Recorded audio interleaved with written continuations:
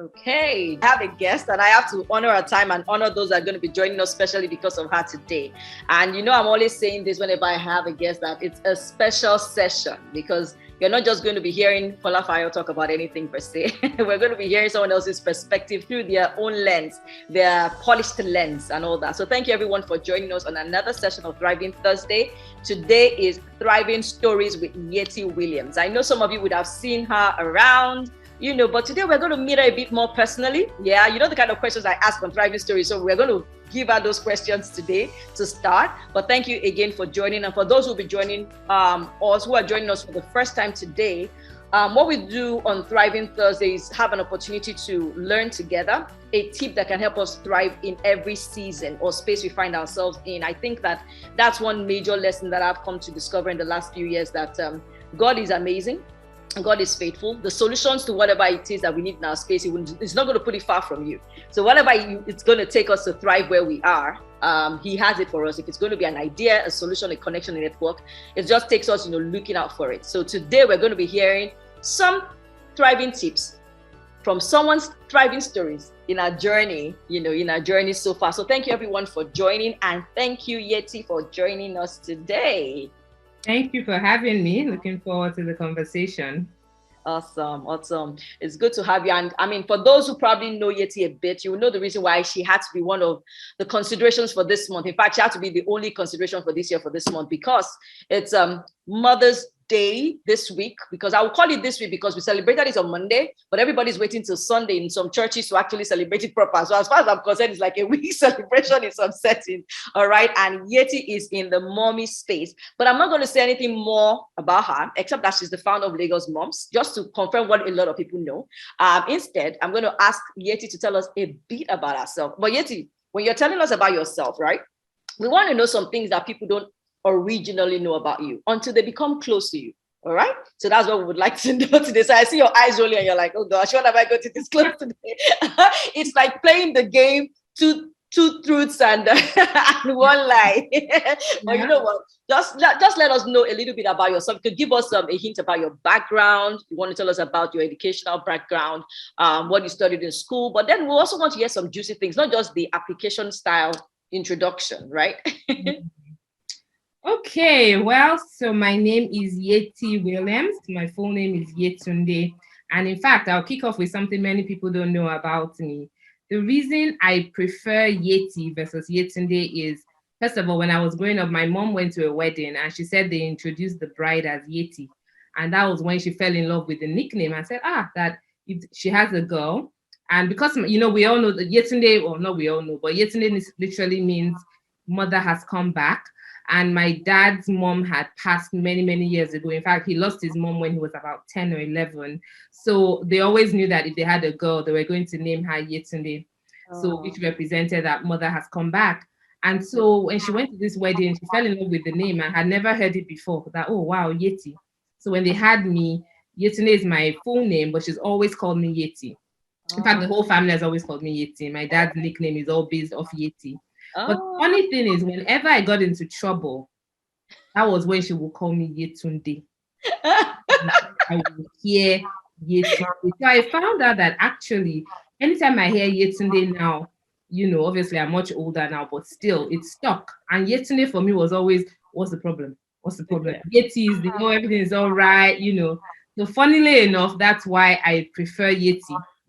So that's something people don't know about me, I guess. So I've shared that already. Okay. In terms of my background, born, raised in Lagos, went to primary school, secondary school in Nigeria, in Lagos. Actually, that's where Fola and I know each other from, Queen's College. Yeah. And, there was a day my daughter asked me this question. She said, everybody that's doing well, did they go to QC? Because it's always QC. Oh, that girl went to QC. That's our QCOG. And I'm like, actually, it was one of the best schools when we went to secondary school. It's unfortunate what happened, but it was one of the best schools when we went to secondary school. Yeah. So I went to secondary school, Nigeria. Unfortunately, education has been what it's been. And so, I always thought I would go to Unilag. That was my dream, was that I would be a Lag girl. I would go to Lag. Unilag is the University of Lagos in Nigeria. But by that time, my brother had already gone to the US because education was starting, all the strikes had started to happen. So I ended up in University of Pittsburgh in Pennsylvania for undergrad. I studied economics and math. After that, I remember just before I graduated, I decided to get an internship in my final year. And those are some of the things that were the building blocks for how I parent today. I remember when I went to school in the US, a lot of my classmates had been working for years. You know, in the Western world, they don't see it as a privilege, or they don't see it as off ahead. You're supposed to get work experience. You start working early. So I found out that so many of them had been working since they were in their were the teenagers. I also realized something else that stuck with me was a lot of my classmates and roommates and all of that in the US had a lot of skills in addition to academics. It wasn't just about being a good student. They were swimmers. They were different things they did. So those things stuck with me. So anyway, I had a very good friend, and we used to study economics together in our final year. We were study partners, and every time we were studying, he would have to leave early because he was going downtown to work in an asset management firm. So finally, one day I was like, where do you work? What are you doing? He's like, actually, they are looking for another intern. Are you interested? And I thought, why not? Yeah. So I actually got a job as an intern in my last year during school. And it was an asset management firm. I started using what they call a Bloomberg terminal. I don't know if people have heard of Mayor Bloomberg, but he has a company as well, a financial company called Bloomberg Financial Markets. Yeah. And he had terminals. I don't even know if they still use them like anymore, because now with technology and internet, who knows if they still use it that way. Yeah. But it was a terminal that basically had a lot of information for people that were asset managers, financial professionals, investors, and all of that. So we were using it a lot at the company. And I remember thinking, wow, this is such a fascinating tool, right? And you log on, you can get all this financial information for you. So I decided that, you know what, this is the company I'm going to apply to. If I get a job in this company, I'll stay in the US and work. If I don't get the job, no problem. Once I graduate, it's straight back to Nigeria to go and do NYSC. And NYSC is the mandatory, for people who might not be Nigerian, you have to kind of do that when you graduate. It's 1 year that you serve your country. Yeah. So that was the only company I applied to, and I got the job. So after graduation, I was like, Mom, Dad, my plans have changed. I'm not coming back to Nigeria. I've gotten this job and I'm moving to New Jersey. Yeah. That's a bit of my background story, and that's how I got into financial services. And then I worked for a few years in Princeton, New Jersey. After that, went back to business school, to Connecticut, to Yale, where I studied an MBA with a focus in strategy and finance. And then after that, I got married, moved to North Carolina, where we lived for another 2-3 years. And then we decided Nigeria was calling us. Oh, so wow. Back to Nigeria. And then, after about a year or two, married. And then we've been in Nigeria for the past 15 years. Until I moved to the UK last year, July. I have 2 children, 14 and 12. Lovely. And what else? Yeah, so that's a bit of me. And then I guess I'll talk next about LagosMums, how we started, where it came from, and how somebody that studied finance, economics, MBA, ended up in technology and digital media. Total night and day. Yeah, awesome. That's really quite an interesting story there. And I like the way you talked about your own experiences influencing the decisions you probably are making around the parenting space. And it kind of resonates a bit with us. When I mean us, I mean myself and my husband, because that's the kind of decision we take as well. When we become aware of some things, we're like, okay, we need to incorporate this with the kids as well, because we know that that's going to help them to be a bit better positioned for the future. Let me put it that way, because we're kind of like conscious of that. I like the hint you've dropped, and I'm hoping that any parent who is listening in today, or mom in particular as well, would understand that point you made about internship as something that is healthy to take on at some point in your educational career. I mean, you don't need to wait till you're done with school till you fully do that. And then the diversity that you need to have outside of academics for you to thrive in certain academic spaces. It's either you're good in music or in the sports or something like that. There just has to be something extra that you're doing. I think we have some schools in Nigeria now who probably will be preparing kids for such a setting, but it's not the norm yet, except that parent is exposed. They are probably not bothering about that. Maybe it's when the child is now about to apply for certain schools, and then you start realizing that what other things do you have, what leadership skills do you have? Because in fact, that reminds me of a question my husband and myself are actually deliberate to ask during the conferences we have with the teachers of the schools our kids have been in. We always ask them questions around how the kids respond to leadership opportunities and how the kids are actually relating with their peers in class. So we know that the teachers are focused on where their strengths are or where they're not so strong, especially if they think that maybe the child needs extra tutoring at home or something. But outside of that, we always tell the teachers, yes, in addition to that, how would you rate this child on leadership? Where do you think the gaps are? Or how are they relating with their friends? And then depending on what they say, we now continue the conversations at home. So I like the fact that, you're also saying that, you observe that in school, and you're like, no, you need to incorporate this with your kids as well. And it also showed that you are someone who is intentional. I know we've not even gotten to the gist of your story today, but I mean, the fact that you saw that your mates were doing other things and you did not feel like one privileged students from Nigeria. You're like, well, you can be working for all you care.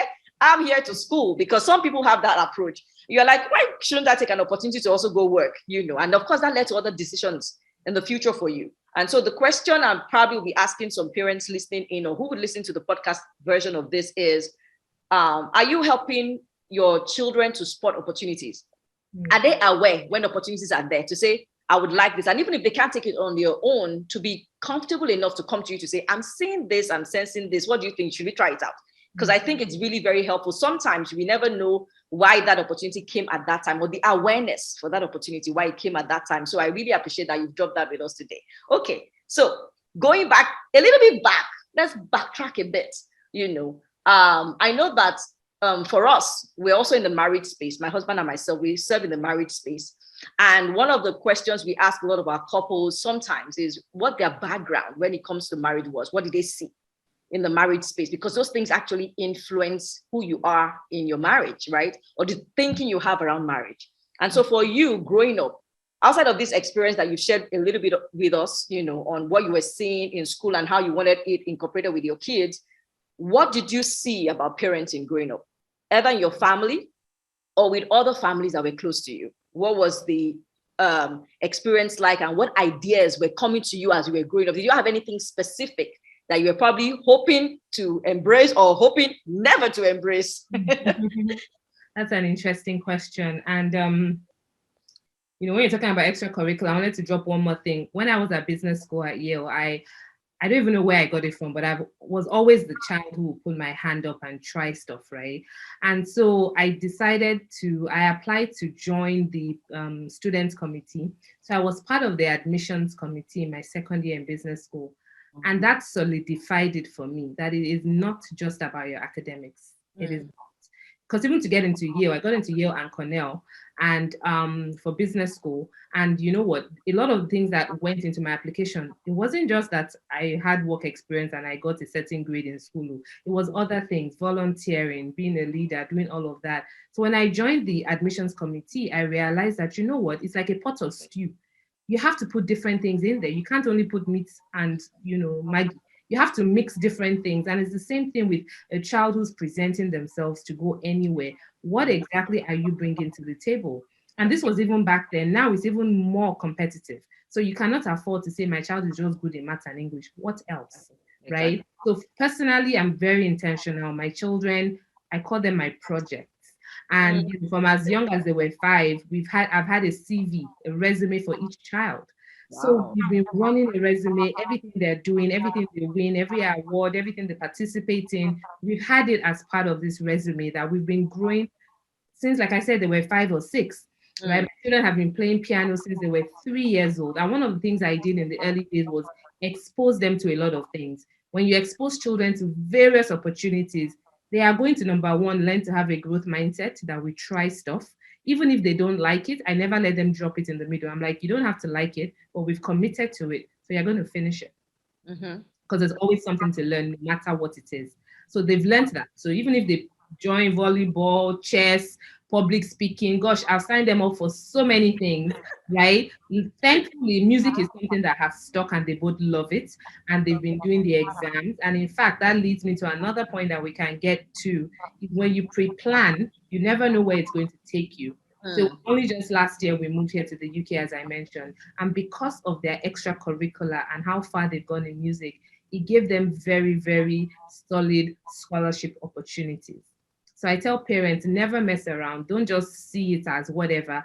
Be focused. You don't know where it's going to take your child. So rather than do a little bit of swimming and a little bit of sports and a little bit, and you don't pick one or two things that you see that your child has interest in and nurture them. Because if you don't nurture them, you don't expose them to it. I really believe in that book, Outliers, that talks about 10,000 hours to be an expert. You got to, but it's not about practice doesn't make perfect. Practice makes permanent. Yeah. I love brain science. I'm actually involved in quite a few brain science trainings, and practice makes permanent. If you practice nonsense, you're not going to be perfect. You will just solidify your nonsense, right? So, so let's just be clear that we don't just say keep practicing. No, no, no. Are you doing it the right way with the right enabling environment, with the right tutors and all of that? So I know I didn't answer your question about parenting, but that's stuck. I mean, about my upbringing and what I saw in marriage, but that just dropped into my heart, and I thought it was important to mention that as well, in terms of exposing your children. Yeah. Yeah. So in terms of growing up, wow, what stuck with me? I was that child that always asked why. No matter what my mom said, I would say why. To say because I said so, I say, but that's not enough. You haven't answered my question. Why? So I was very vocal. I am a middle child. And if you understand anything about birth order, the middle child is the sandwich child that usually they will compare you to your egbon, compare you to your bro. You are just the one, just you. Why are you like this? Why are you like that? So I heard that a lot, right? Like I felt different, but thankfully it never. I was just like, oh well, okay, sure. Back to that question. Can so I didn't give up. I was very persistent. Yeah. And so now I've brought that into my parenting today. When my children ask questions, I never say, why are you asking me? Because I realize that, in fact, in the day we live in now, we're in a digital age. If you don't answer your child, they're going to go and find the answer somewhere. It's a Google away. So if your child asks you anything, no matter how uncomfortable you are about the question, it's very important they hear from you first. Yeah. Because if you don't tell them, if you don't satisfy their curiosity to some level, they are going to go and find that information elsewhere. And I've had to teach my children that it's not everything you see online you have to believe. Because it's on Google doesn't mean that it is accurate, doesn't mean that Google puts it there. Anybody can open a website today and decide to call you and put your picture and say Fola is Yeti. Anybody can do anything. So we need to teach our children to be digital detectives. You have to be thinking, how do you confirm the sources? How do you make sure what you're seeing online is accurate? And have a relationship with your parents so you can discuss what you are seeing. So for me, curiosity has always been a big part of my life, and I brought it into my parenting. I've always asked questions. I'm used to questioning. I keep thinking, man, if I grew up in the day of tech, I wonder what I would have done with all my questions, because my mom would just say, your questions are too much. Go and sit down, right? So that was one. On the married side, my parents are friends. And I always thought that friendship is important, right? They are, number one, they're close in age. They went to the same A-level school. They went to the same uni, and they are friends. They would really sit down and have conversations and talk. There was a deep connection. So for me, friendship was always, always important in terms of what I saw in marriage, for what I saw as an experience from my parents. And the last thing I will share is in terms of career. My mom always felt that she had to choose between career and family. She felt that for her to be the kind of mom she wanted to be, she felt that she had to choose, and she chose to go to the civil service and work there. And she felt like some of the business goals or things she wanted to do, she really didn't, do it. And so I always grew up thinking, nah, man, I'm not going to have to choose. I'm going to do it all. Who says we can't do it all? Who says we have to choose? So I definitely grew up with that thinking that, you know what, I am going to have it all on my terms, and whatever that means. And that meant that there were certain decisions I made even when I got married. So for example, when we got married very early on and we had our daughter, my husband was involved in diaper changing, feeding in the night and everything. I remember my mom and I having a bit of a tiff then because she said, no, send him downstairs to the basement, so that I can move into the room with you and the baby and we can be waking up at night to take turns. I say, I don't understand. So is it me that I don't like sleep? I was very intentional that I wanted a hands-on dad. My dad loved my father, but he was definitely not a hands-on, didn't go for holidays. He would provide for you. That was it. But I always thought, you know what? I want my husband to be hands-on because if you want to have it all, you got to have a spouse that's involved. If not, guess what? All these taking holidays alone that I can do, I would not be able to do it if I had a husband and he could not take care of his children alone by himself. So it's so important to really think about what you're trying to achieve. You don't have all the answers, but when you have a plan, it's like when you're going somewhere, your Google Maps can only tell you, do you want to avoid highway? Do you want to avoid back road? But you have put in where you're trying to get to, and then Google Maps will guide you. It's the same thing with your life. You got to be intentional. Don't leave it to chance. And the more that you live intentionally, it's like a muscle. You get more used to that. You get more used to being intentional generally. So those are just a little bit of things that I feel I've brought all together. And then, Lagos Mums started when I became a mom myself and I had a toddler and a baby.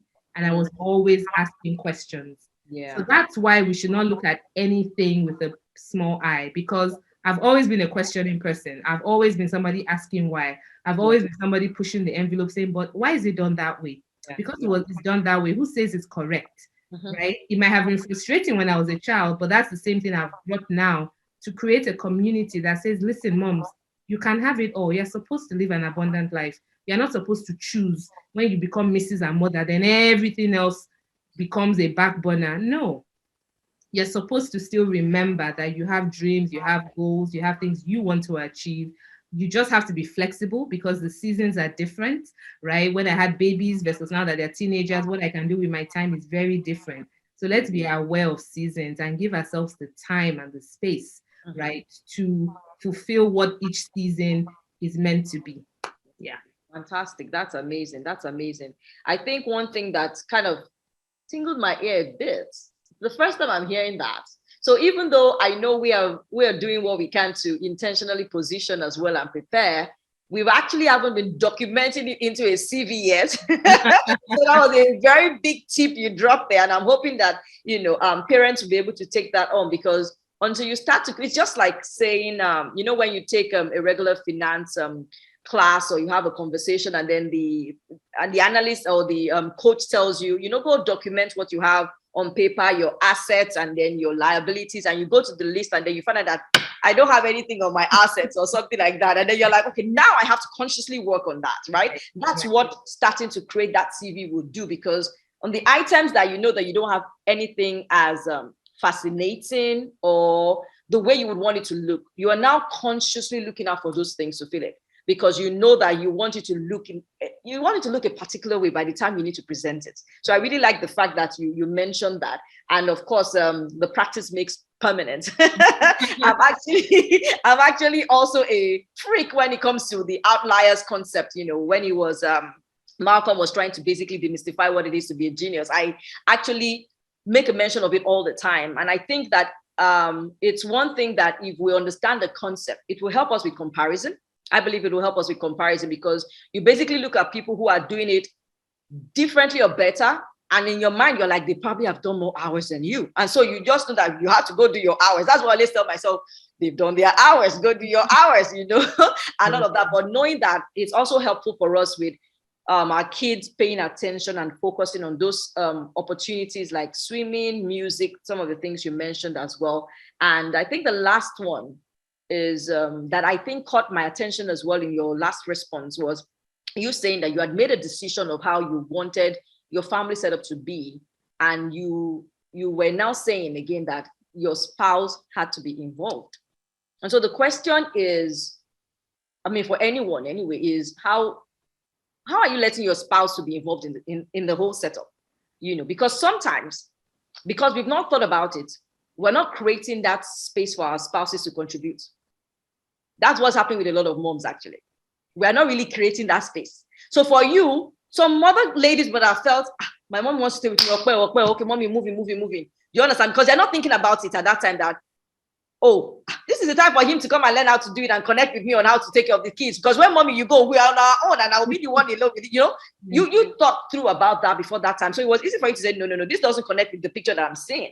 Yeah. And I think many moms haven't just probably connected with that picture, because if they're able to clearly see it well, then when the opportunity comes for them to really involve their spouse in the whole setup, I'm sure that they'll be able to, appreciate that opportunity and allow their spouses to come on board as well. So, wow, that's amazing. Thank you for sharing that. So I know that as a mom, like every other mom, and in this mom space, you would have heard funny stories, challenging stories, and I'm sure you would have had some in your own end, right? On your own end as well. So, well, I might give you the leeway today. If you don't want to state whose story you heard, or if it was your own story, but what 2 stories would you share with us that was like challenging and funny?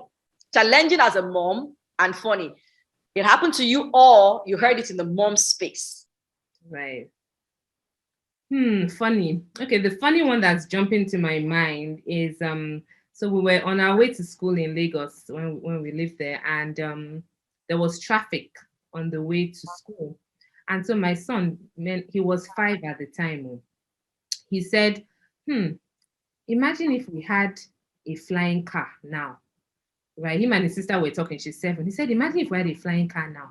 When we get here now, we would just have gone up, drive over the traffic. Then in front where there's no traffic, or when we get to school, we'll come down again. Mommy, do they have flying cars? Will flying cars be something everybody can get? Wow. So I started to say, I don't know, I don't think so. He said, can you please just Google it?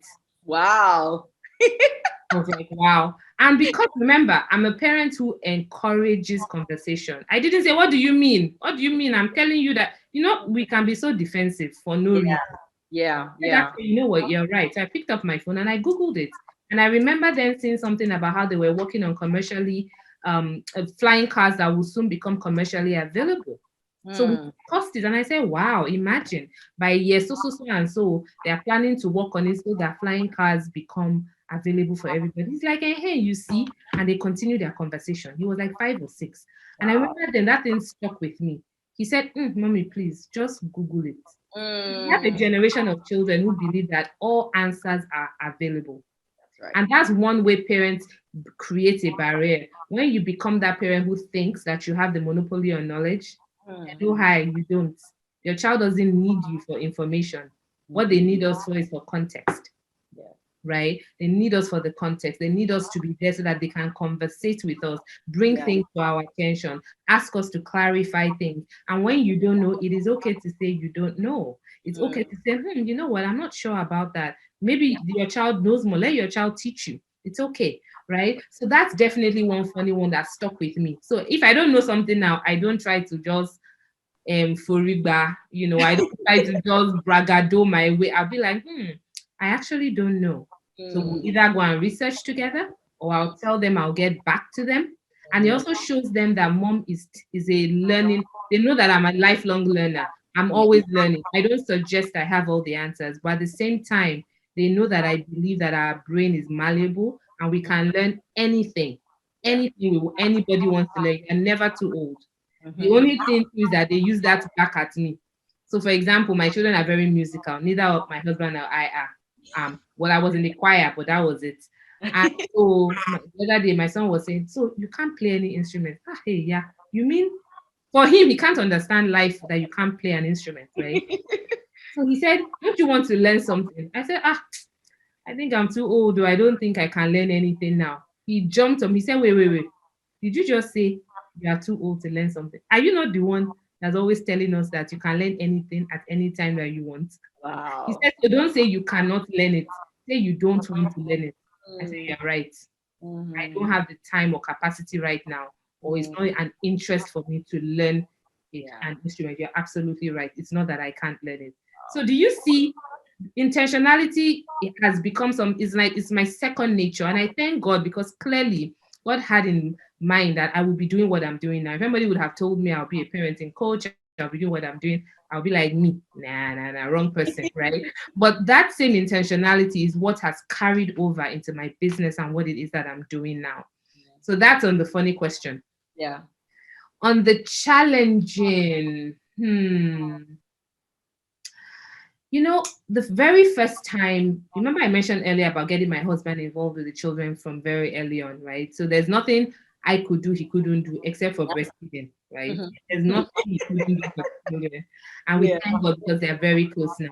Mm-hmm. When I had my second child, right? So it was literally, I breastfed the children until they weaned themselves. I let them wean themselves. So my first child, my daughter, she weaned herself off breast milk about 15 months. Okay. Before I blinked, maybe they were saying that when you are breastfeeding, you are natural conception, I mean, Exactly. whatever.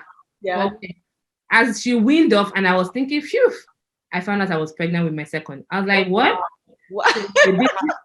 I was like, in hindsight, it's good. I did it quickly together, back to back, about 2 years, and 2 years difference between them. But anyway, so by the time I had the second one too, that one too, I let him wean himself. He weaned himself too at about 15 months. So literally, I felt like I was a cow for 30 months. I was a cow milk supplier for 30 months, no problem. Wow. But after all of that, I felt like I kind of lost. He was like, where is Yetty in all of this? Married, children, first child, second child, work, maternity. I just felt like, where is Yetty inside all of this again? So I decided to take a retreat and travel by myself. Oh. And the first place I went to was Dubai. I went to Dubai for 4 nights and 5 days or something like that. And my husband, my darling husband, took off from work and stayed with the children for the 5 days. And they bonded. And they were maybe 4 and 2 or 5 and 3, very young. Wow. I remember people saying, you left your husband with the children. I said, yes. And he took off work. I said, yes. He said, he allowed you to travel. I said, but of course.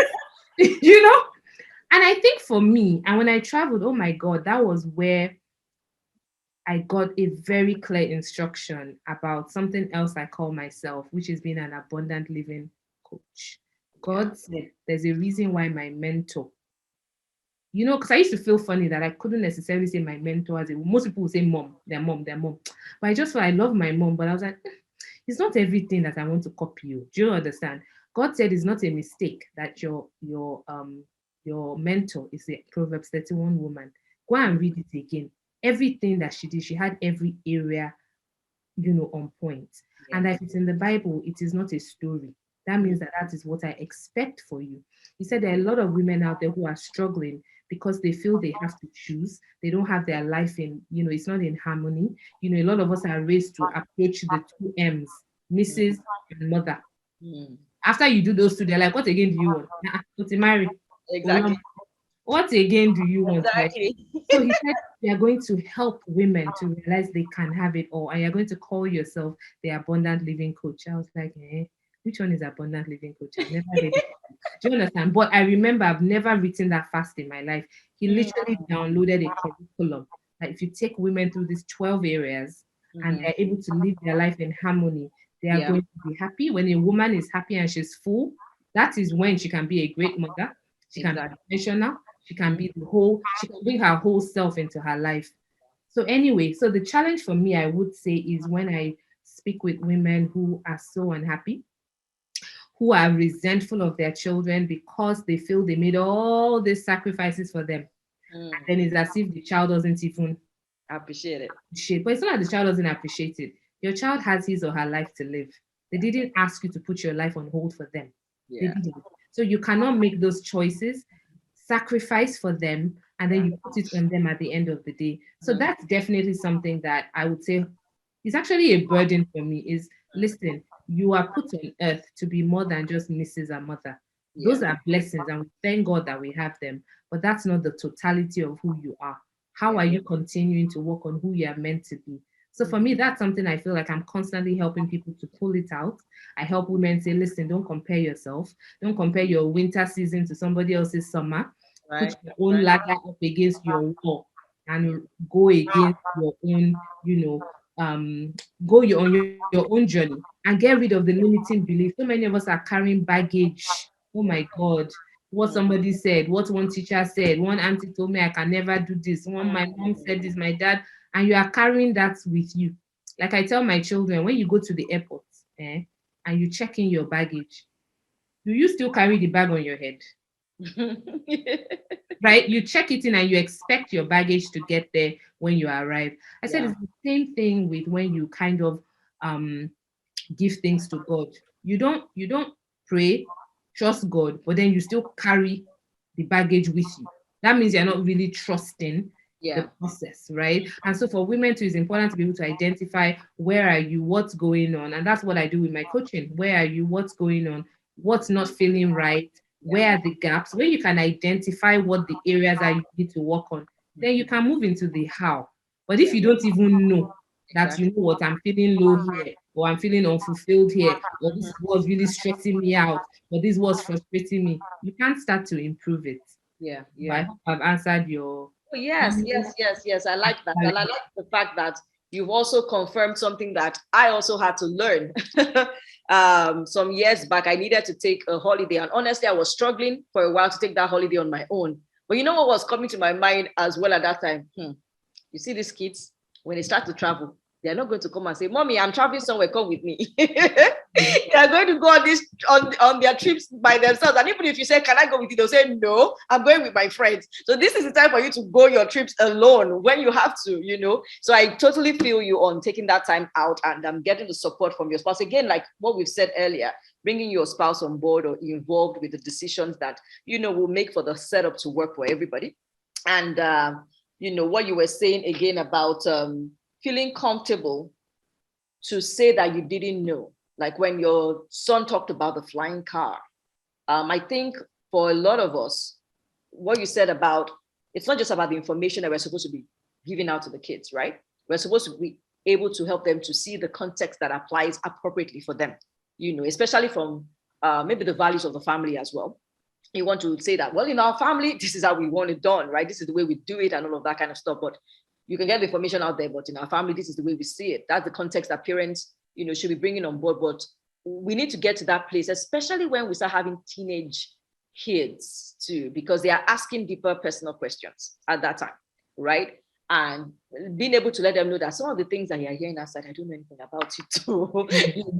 We can go and find out together. It makes your child realize that you're being human And honest.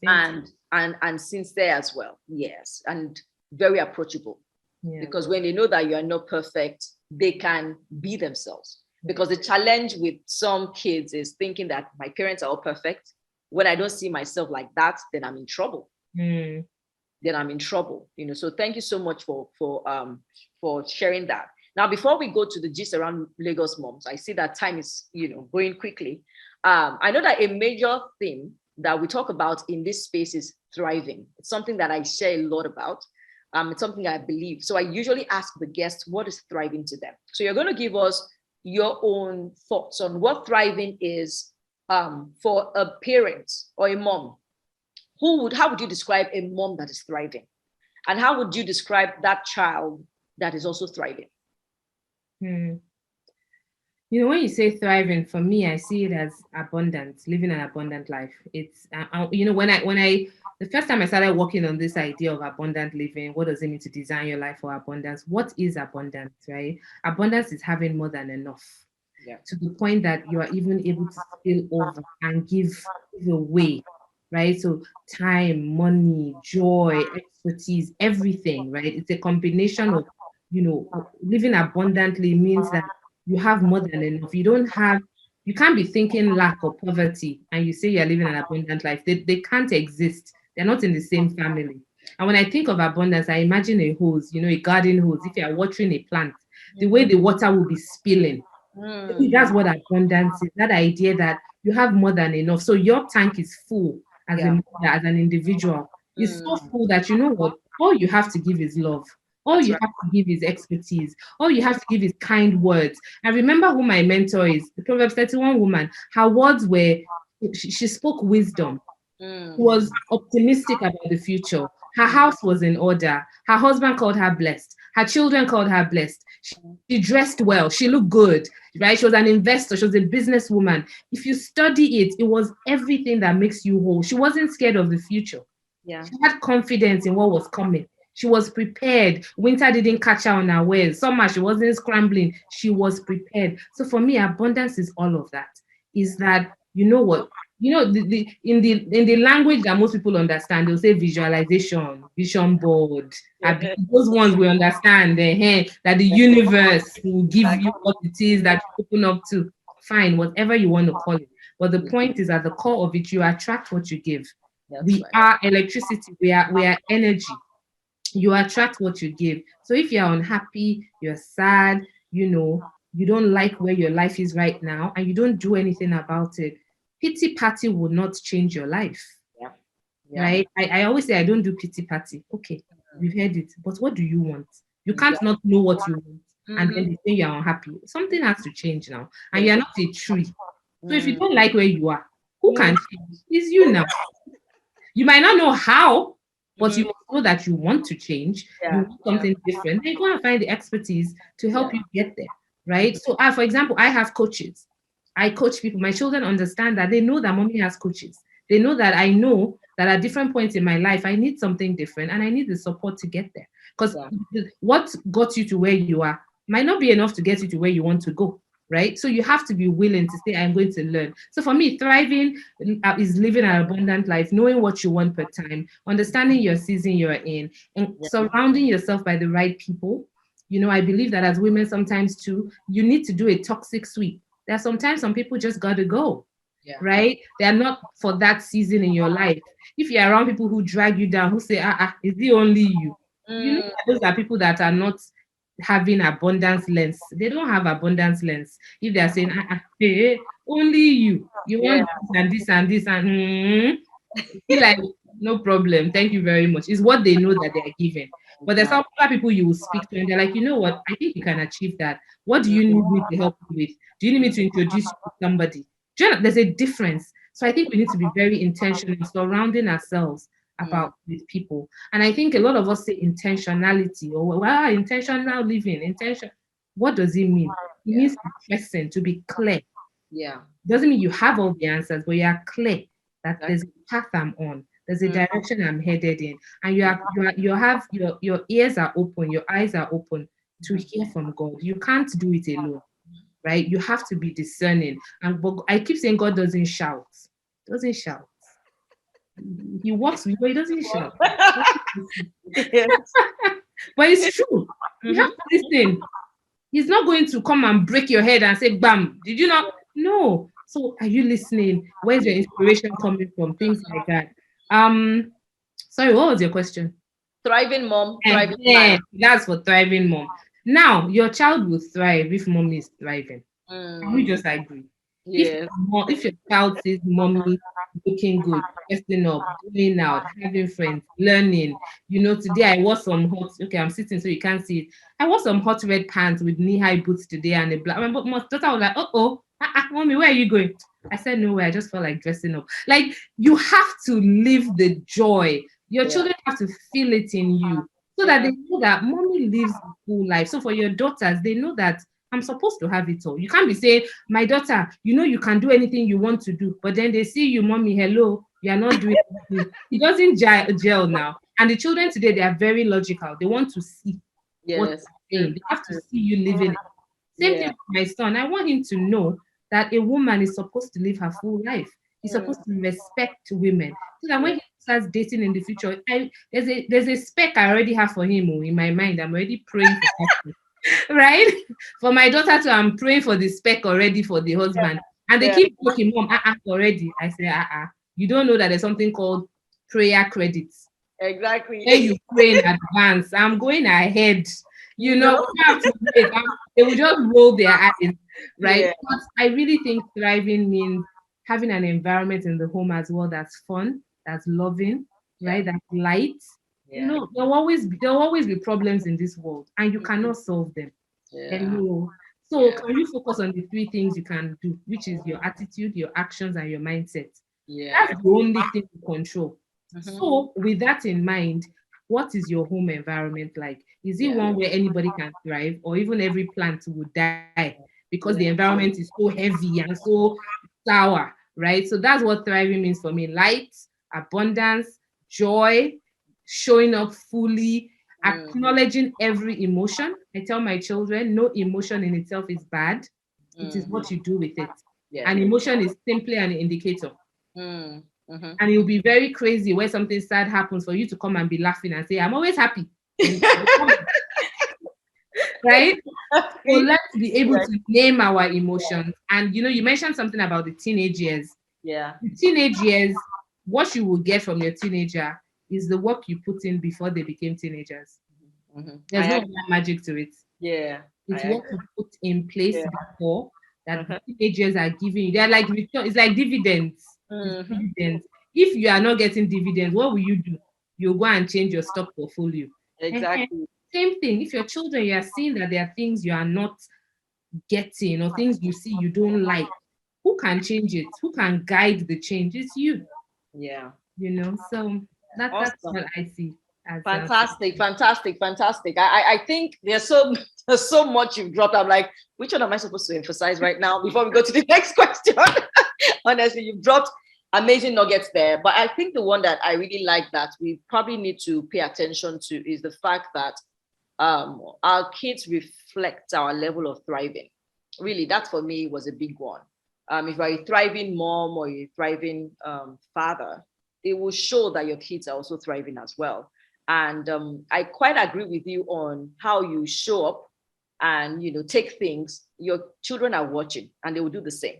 Because what you were saying about the way you were dressing and your kids asking, what's happening today? Especially when you're a stay-home mom, sometimes your kids don't expect you to be dressing up, interestingly that day. I know I've had a lot of questions like that from my kids. I'm, Mommy, you went out today. You went out today, But I always tell people that I think the reason why I probably also intentionally pay attention to how I dress is because my mom growing up was very deliberate. She was very intentional. I just saw that a lot. And me personally, I would call myself one of those moms that if you don't ask me to go anywhere, I can do without makeup and styling and all of that. I'm very comfortable in that skin, But then when I have to show up somewhere, I know that I have to switch because I'm like, this is the way it's done, So having that lifestyle where your kids can see you making decisions, looking great, having the right attitude even when things are not going right. And then something you said about not taking on a pity party when things are not going the way you want, and knowing that you have to give what you want. So when you want to feel happy, then you have to work on that joy on your inside, because as you give it, then you will get it, creating all that and letting your kids stay in touch with what they want, how they feel, because you are doing that and you're thriving as an adult, automatically your kids would also thrive because they are seeing that model, they will take it. That's it. There was something I learned from one of the pastors that I kind of follow online, and he said something: once you've seen it, you can't unsee it. It's difficult. It's except you've not seen something. But there's more work trying to say, oh, I didn't see that anymore. Well, you've seen it. It registers. Right. It registers. So thank you so much for sharing that. We don't have so much time, but we still have a little time to hear about the Lagos mom gist, because that's where we are going to now. So you said something about moving from, in fact, I was quite tripped when I saw your bio earlier on, and it talked about you doing mathematics. And we've been talking a little bit about one of our kids doing mathematics here, and we have one numerate child here, very, very good in math. So when I saw that, I was like, so Yetty also did mathematics in school. So moving from that space to Lagos Moms, what was the journey like for you, and why? Why did that happen? When I became a mom myself, like I said, I was always asking questions, and I was always saying, but why is it done like that? And, I had some things that I already knew I wanted and didn't want. So, for example, like I said, I saw friendship as important in dating. I knew that I had to marry somebody who saw me as an equal. I'm a human being with my full faculties, right? So those types of things were important to me. We both went to business school at the same time.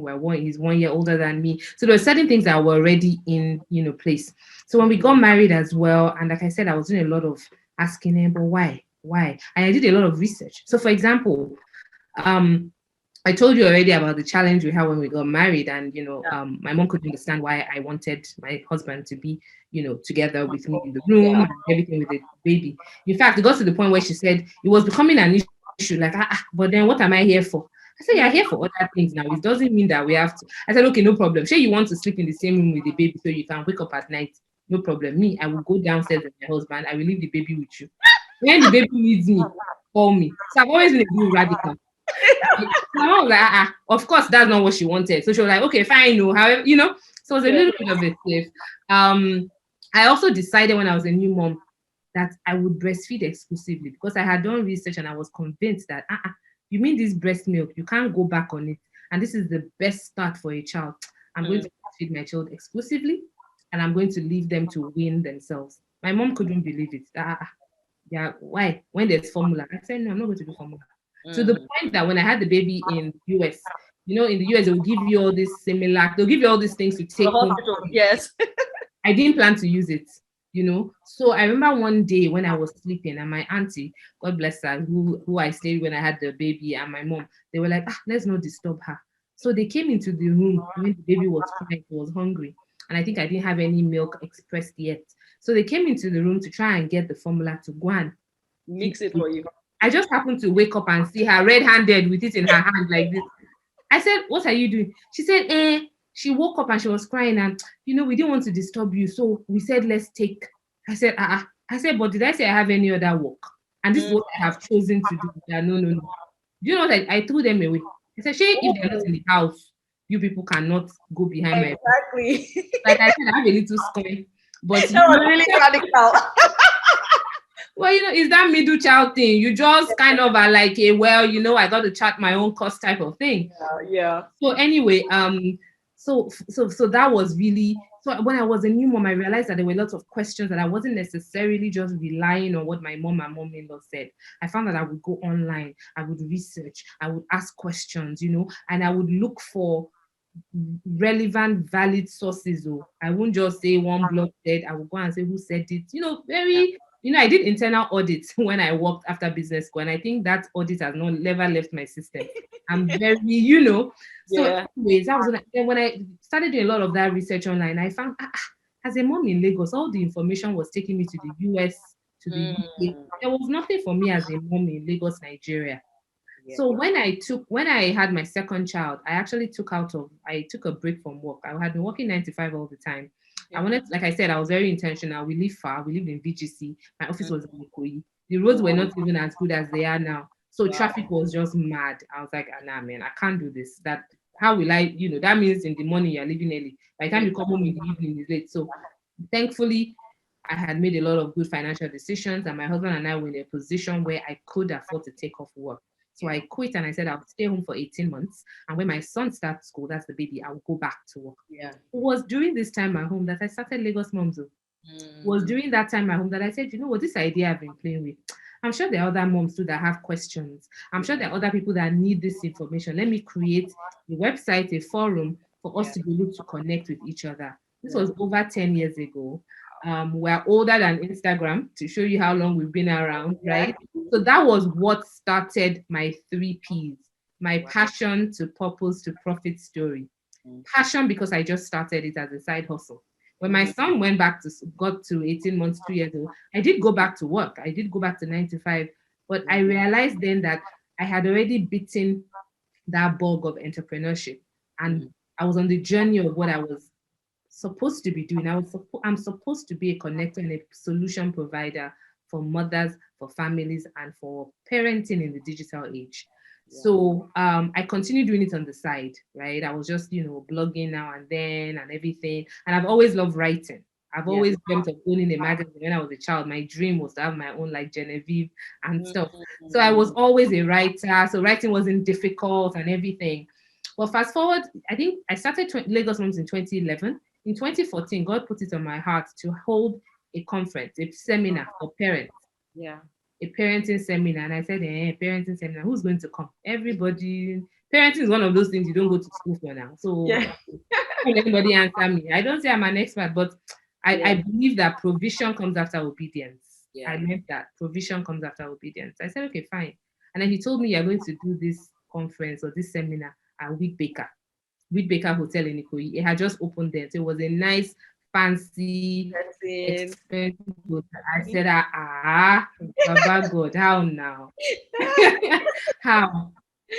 But I went, I presented it, I met the general manager and I explained to him what I was trying to do. You know, in the US and the UK, they have things like Net Moms, Moms Net. So they're a bit more aware about mommy bloggers and, you know, communities for mothers. And this was literally the first one that was just for parents and motherhood in Lagos. So he said, you know, let me get back to you. Now, I thought they would give me a discount. That's what I was hoping for. And he called me back. He said, you know, we so love your proposal that we're going to let you use the space for free. Oh, wow. I was like, what? I was like, God, you have a sense of humor, Sha. So if I had never taken that step of faith, I would never have done it. So I did the first one. So that was the biggest part of the cost. So once the hall was out, I mean, what again did you want? And we did it. You know, I was hoping I'll get 20 moms. We got 100. Wow. We had fantastic speakers. That was 2014. It was a fantastic outing. And my first topic, I can never forget it. The theme that year was raising a global citizen. Wow. I said, you know what? I'm not going to do a conference that talks about how to discipline your child. You know, how to have a child who can kneel down. I mean, you know. So I always push the envelope with my topics, things that would make you as a parent think, I didn't think much about that. Yeah. How do we raise a global citizen? And so that was the first one. It was done out of pocket, you know, the cost was very minimal, but it was such a classy event that when it was done, people were like, you mean we're done? You mean the 2 hours is over already? And then they had goodie bags, you know, like companies that were like, this is a fantastic idea. I've never been to an event that had goodie bags that big. Like we had so many things. So for me, really, that was when I was like, there's something here, right? I think I brought my expertise. I brought, you know, a taste. I brought a level of, you know, relaxation and fun. All the things I'm saying, right? I brought it in. So by the time a mom came to that event and she left, she felt like she had made friends. She networked with people. We had learned something new. So anyway, as God will have it, I've been able to do those conferences now every year. And our biggest, we've gotten to the point where we're getting 1,000 moms to come through the doors. Wow. We've been doing it every year since we started in 2014. I haven't broken it since then. So LagosMums, that's where it started from. Just me saying, you know what, I'm sure other moms have questions. Let me create a platform for them. And that's where it started. And then in 2015, I think, or 2016, was the first time I said, you know what, imagine if I actually put structure behind this LagosMums, what would happen? Because by now I had gotten contacted by a pretty large firm, Procter & Gamble, to send them a rate card. They said, we've been watching you online, and this was when they were opening their factory in Accra then, that would like you to come and write about it and let your moms know that the diapers we're making locally are just as good as the ones all of you were shipping. Back then, you know, we would go and shipping your diapers from months ahead, then here you can, so that you have enough in Lagos. Exactly. And so they asked me for a rate card, but I'm a businesswoman. I don't know how to turn things away. So I said, let me get back to you. I had no clue what a rate card was. I said, what is a rate card? I put one together on Excel very quickly. I gave it to them. I thought I was asking big money then. They were like, okay, send your invoice. I was like, wow. So they actually, so that was the first time all these terms of being an influencer, you know, earning, to blog, to write, to cover events. That was when I learned that there's actually a whole space and industry that does that, right? So, as I say, the rest is history. From there, I was like, okay, what if I take some time out to actually build structure around this? I got a mentor. Like I said, I don't believe in just, you know, like I believe in getting the assistance and help you need. I got a mentor who helped me think through this thing that's just a concept and getting it down on paper. I hired 1 or 2 people, we put a structure in place. I started learning and immersing myself in social media. That's when I started learning. In fact, we don't have time for it today. If I tell you some of my mistakes in the early days, right?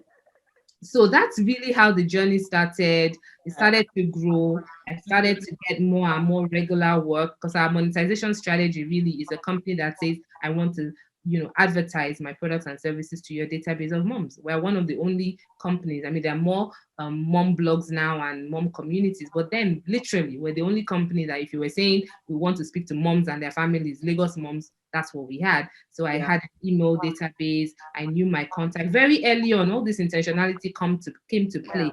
I was getting details of our audience, how old you are, your children, how old they are, what you need help with. So we're really building a community where we understood who our audience were. And since then, I've gone back to school. I've become trained as a life coach, NLP, brain science, CBT, cognitive behavioral therapy. I just passed that last year as well. I'm very, very passionate about the next generation. But I realized that we are not going to have the next generation thriving if mom is not thriving, if dad, if their marriage is not whole, if their home is not an enabling environment. We can speak all the grammar we want. We're not going to see those thriving children. So how do we make sure that that is happening? So that's literally what I do now. And it's a full-time work. So I work from home, even though we've moved. Thankfully, my business is all online. So I'm working fully. I just happen to be at home. So even though I wore my red trousers today and I wasn't going out, I've had 5 various events today. I've done 2 radio shows. I've done a training for business owners, all from my desk using technology. Awesome. Fantastic.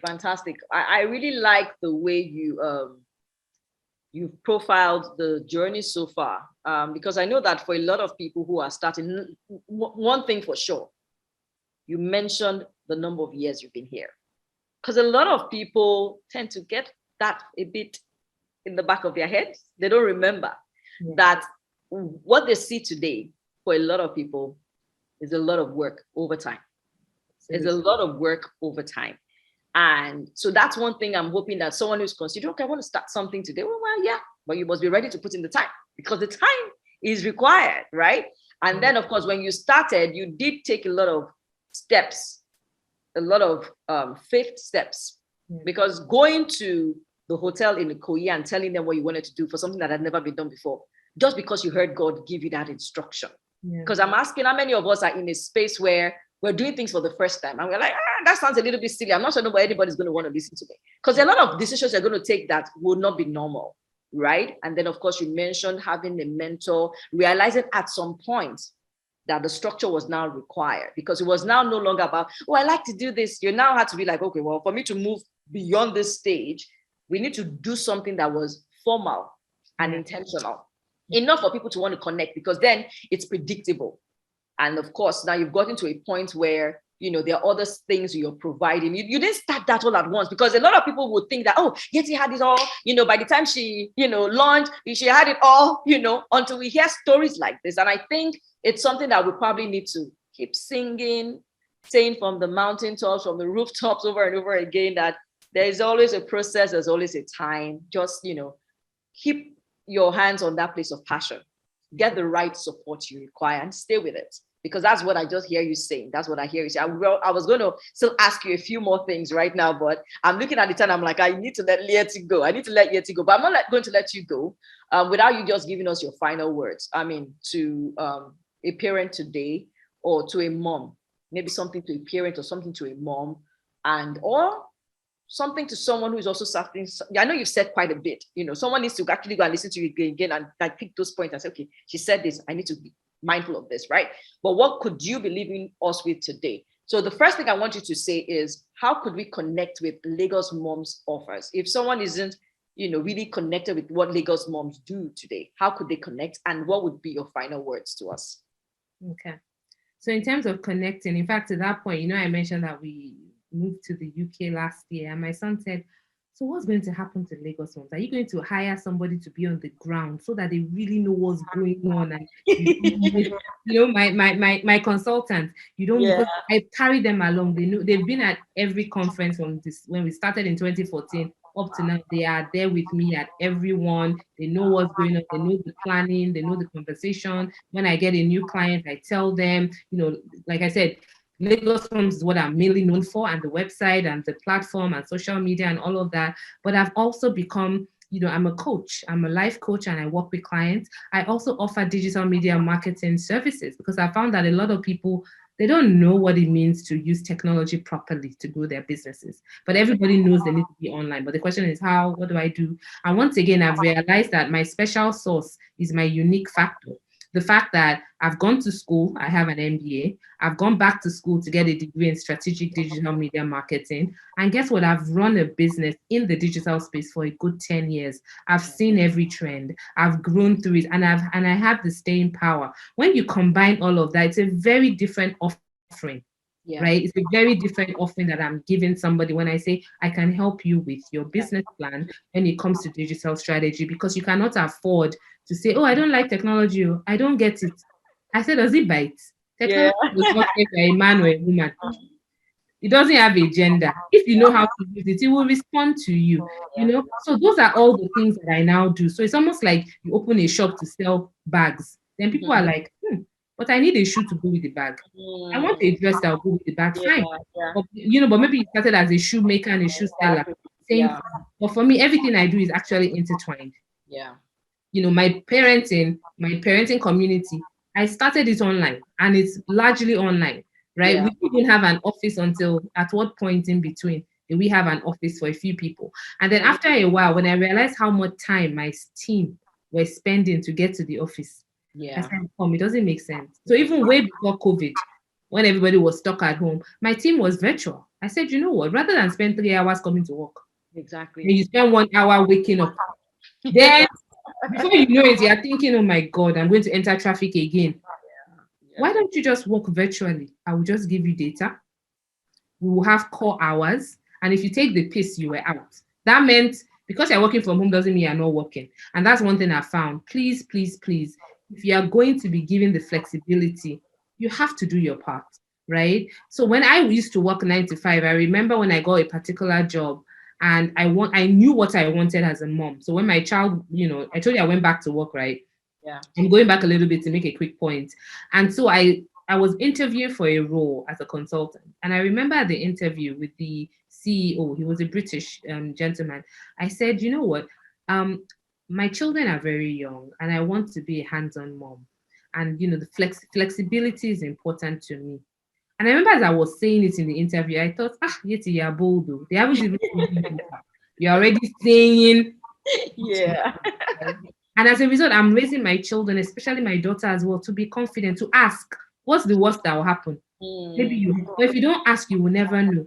Anyway, when the offer came, it was a multinational company. When the offer came, they were like, you're the only second person in this whole company we've ever given this kind of consultancy role to. I was offered that, would you like to be a consultant? And what that basically meant was my hours were flexible. So what I did, because the office was on the mainland and we lived on the island, I didn't go into the office on Friday.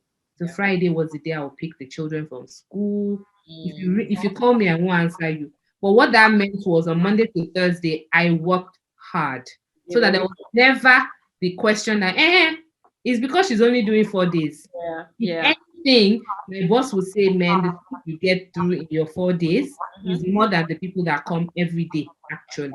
So we have to, when we know what we want, you don't let anybody mess you around. I didn't have the time. I'll not be starting by the water cooler, gisting. I didn't have time for all of that. When I came to work, I was at work. Because when I want to be home, I want to be at home with my children, my family, and my husband. So anyway, I would say that definitely, you know, that it's important that you stay focused on what you want. You know, you are intentional about it. You know, my parting words for moms would just be that realize what you want per season. Realize that every season will be different. Be kind to yourself. Get the support that you need. You know, tear the cape. You are not Superwoman. You cannot do it all alone. You absolutely cannot. Get the right support in your life that you need. Your spouse, your family, your friends, domestic staff, however you want to do it. I tell people, for example, I don't remember the last time I went to the market when I was in Nigeria. I found a delivery company. They would buy my food stuff and groceries from mile 12 and deliver it. I said, whether the tomato, whether I bought it or the delivery service, but is it not tomato? Exactly. Abby, so we need to demystify all these things that, but I say, so unless I go and I pick the tomato and I look at it like this and I do like this, does that mean it's not to, I beg. So you need to be clear on what doesn't move you. You know why I'm laughing so hard? Reminds me of a conversation I had with my mom some years back. She was trying to buy beans. My brother loves beans, the Nigerian beans, but he's out of the country. So she was trying to buy beans. I was like, I buy my beans from the store. It's already picked. She was like, I said, yes. I said, Mommy, I don't pick beans. I stopped picking beans a while ago because when I think about picking beans, I'm thinking about my mates that are in boardrooms. It just doesn't connect. So it just reminds me of that conversation right now. As in, beans is beans. Tomato is tomato, whether I go to the market myself or not. Yeah. So and I really tell people that you have to do a time audit. How are you spending your time? Yeah. When you think like I don't have enough time, it's not that you don't have enough time. You are not prioritizing what you need to do. That's right. When you need to do it for the reasons that you're looking for. So I would just say, you know what, have fun. You have this one life to live. Yeah. It's supposed to be fun. It's not that serious. Stop taking yourself so seriously. Have fun with your children. Laugh. Make mistakes. Teach them that failure is feedback. Wake up every day with a grateful heart. Go to bed every day with a grateful heart. Life will not always go exactly how you want, but guess what? You can still thrive. You can have the right attitude. You can still say, you know what, even though that didn't quite go my way, what can I learn from that? And that's a growth mindset. Right? So you can connect with LagosMums. We have a website, LagosMums.com. We're on social media, Instagram, Facebook, Twitter, at LagosMums. So you don't have to be a mom in Lagos to connect with us. I am now global. And the beautiful thing with the business is because it's global, my goodness, some of the clients I have in different parts of the world, I keep thinking this is really Lagos world because I started in my house in Lagos. Yeah. And here we are, and we are known in different parts of the globe. And it can only be God. But in addition to God, He is not a genie. Yeah. God is not a magician. Right. He needs us to do the work. He needs us to be consistent. He needs us to be disciplined. And He needs us to show that the little He has given us, we are investing it. We are turning it around. Then He will give us more. But we can't just sit there, fold our hands and say, I don't know, Sha. Anyway, one day, maybe God, no. God needs you to open your mouth and say what you want. And then take the actions you need to take to make it happen. Faith and action goes together. Yeah. So that's it for me. And I wasn't raised a Christian. That's the other thing.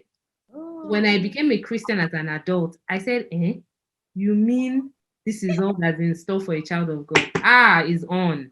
Type of thing, right? And as a result, I'm raising my children to understand the word for themselves, to apply it from their youth. So it's not something that a pastor has told you. You yourself, you have that conviction that God's word has said this. I understand it and I'm applying it in my life. So yeah. Thank you. Awesome. I mean, if I could keep you here for like another hour, I have enough questions for that. But I know that I can't. But it looks like maybe sometime in the future, we might just bring you back again. But I just wanted to say thank you because you might not know. You might just have thought, I'm coming to share stories. But I know that anyone who actually takes time to listen all through will find out that you've dropped incredible nuggets today. And I can only just say a very big thank you on behalf of everyone who would have joined us right now and every single person who's going to ever listen to this podcast or to watch the video replay, and to let you know that you're doing an incredible work and to say thank you for stepping out in faith. I don't know how many people have told you thank you, right? But thank you for stepping out in faith. And even when it looked like a terrain that you probably didn't see anyone, working much in the Lagos space, particularly in the Nigerian space. Of course, maybe outside the country it was happening a lot, but you still took the bull by the horn, and then you decided that, look, this is something that was possible, and you're where you are today. Thank you for being a blessing. Thank you for holding on to the promises God would have given you to do so exceptionally well in this space. Thank you for coming today. Thank you for sharing freely with us today, and thank you for being you. God bless you so much, Yetty. Thank you so much. Thank you so much, Fola. God bless you too. Thank you for inviting me. I'm glad we connected and did this. And I'm looking forward to listening to it again myself. And you're also a fantastic host. It was really, really fun talking to you. So thank you for having me, and God bless everybody who, like you said, watch now and who will listen. And let's all just go and live our most abundant lives. That's what God has in store for us and has planned for us, to give us life and to give it to us more abundantly. Let's hold on to that. Thank you so much. Thank you, Yetty. Thank you. Thank you, everyone, for joining. Let me let everybody go right now. Enjoy the rest of the week and weekend. God bless. Bye-bye. Bye.